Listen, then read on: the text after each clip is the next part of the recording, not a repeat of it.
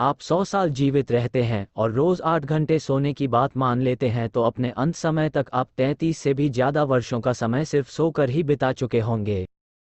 संजय रॉय, यह आपकी पुस्तक Inner Engineering A Yogi's Guide to Joy में आपने नींद के बारे में हमारी सनक तथा अन्य कई चीजों के बारे में हमारी सनक के बारे में बात की है। क्या आप इन्हें कुछ और स्पष्ट करेंगे? सद्गुरु, हमारे शरीर को नींद की आवश्यकता नहीं है। इसको जरूरत है आराम की। अधिकतर लोगों के अनुभव में, वे जिस आरामदायक अवस्था को जानते हैं, उसका सबसे गहरा रूप नींद है, अतः वे नींद के बारे में बात करते रहते हैं। पर मूल रूप से, शरीर आपसे नींद नहीं मांगता।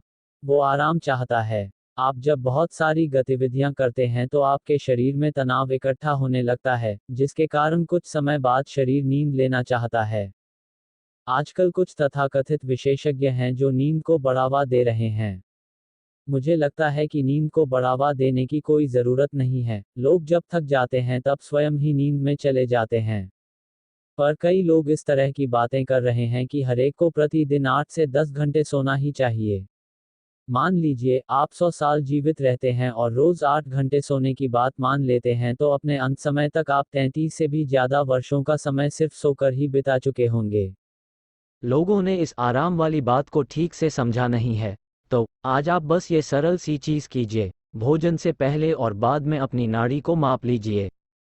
अब अगर आप ईशा क्रिया सीख लें, जो एक बहुत ही सरल क्रिया है और जिसके लिए आपको दिन के बस 12 मिनट लगेंगे, अगर आप इसे नियमित रूप से 4 से 6 सप्ताहों तक करें और फिर आप भोजन से पहले तथा बाद में अपनी नाड़ी का परीक्षण करें तो आप पाएंगे कि ये कम हो गई है। इसका अर्थ ये है कि आपकी आरपीएम कम हो गई है। अगर आप अपनी कार को 5000 आरपीएम पर चलाते हैं तो 2000 आरपीएम पर चलाने की अपेक्षा ये ज़्यादा जल्दी खराब होगी।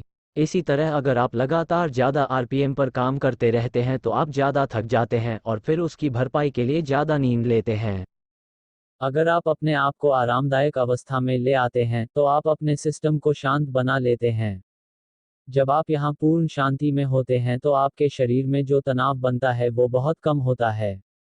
लगभग 27 वर्षों तक मैं प्रतिदिन औसतन 2.5 से 3 घंटे की नींद में काम चला लेता था। आजकल मैं थोड़ा ज़्यादा आलसी हो रहा हूँ तो प्रतिदिन 4 से 4.5 घंटे सो रहा हूँ। आपको कितने घंटे सोना चाहिए यह तय करने की आपको कोई ज़रूरत नहीं है। जब आपको पर्याप्त आराम मिल जाए तो आपको जाग जाना चाहिए। अगर शरीर और मन को जागरूकता और सजगता के एक खास स्तर पर रखा जाए तो आप देखेंगे कि जैसे ही इसे पर्याप्त आराम मिल जाता है, यह पुनः कार्यरत हो जाता है।